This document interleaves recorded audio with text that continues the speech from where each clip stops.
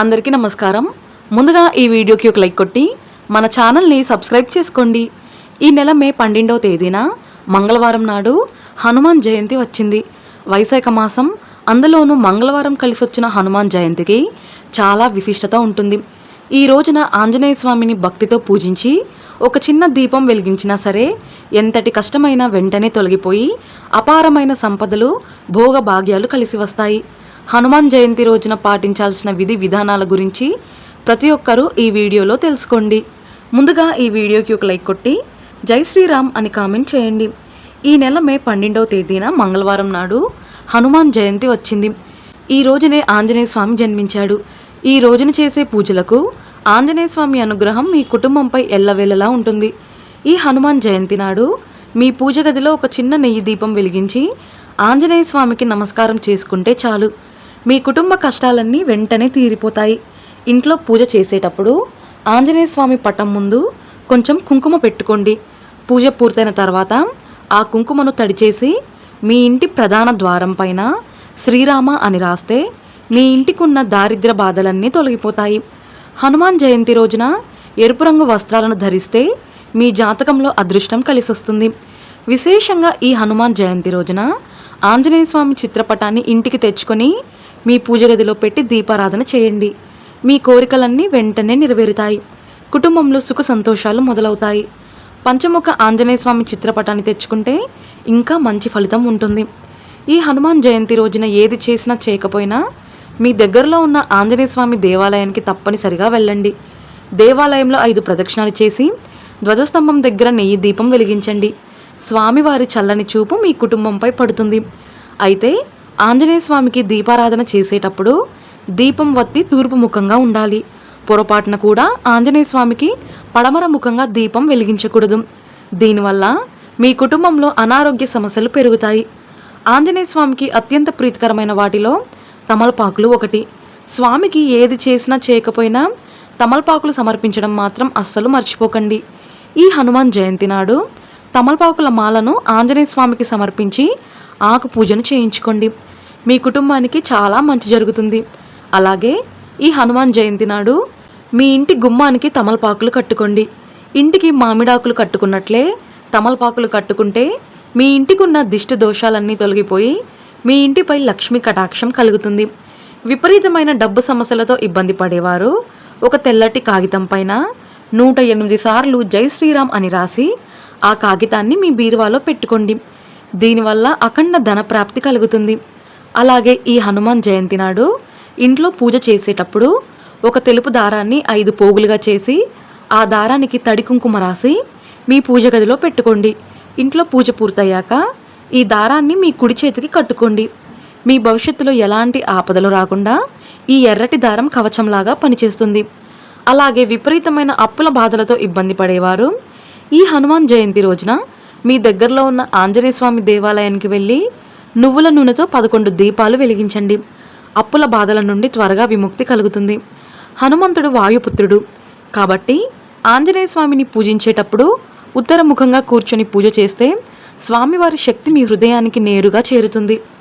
ఈ హనుమాన్ జయంతి నాడు సాయంత్రం సమయంలో మీ ఇంటి గుమ్మానికి 2 వైపులా ఆవ నూనెతో దీపం వెలిగించండి.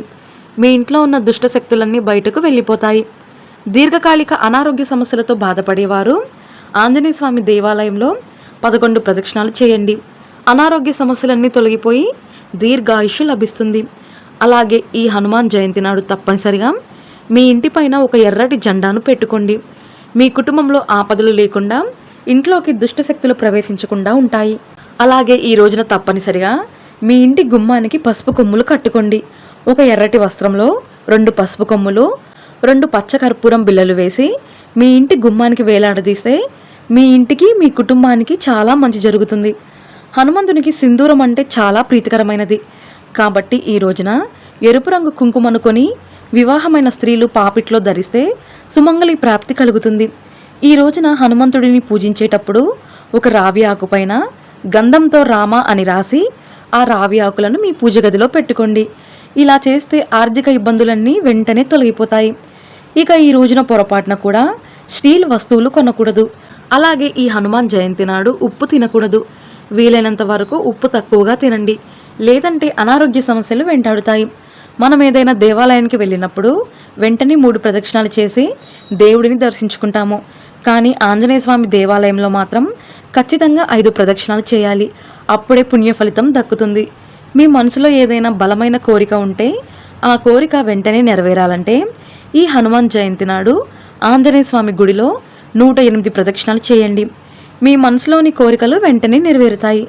అలాగే మనలో చాలామంది దేవుని విగ్రహాలను చేతులతో తాకి నమస్కారం చేసుకుంటారు. కానీ ఆంజనేయ స్వామి విగ్రహాన్ని చేతులతో ముట్టకూడదు. మన జ్యోతిష్య శాస్త్రాల ప్రకారం హనుమంతుడు భూత ప్రేత పిశాచాలను తన పాదాల కిందట అణిచివేస్తాడట.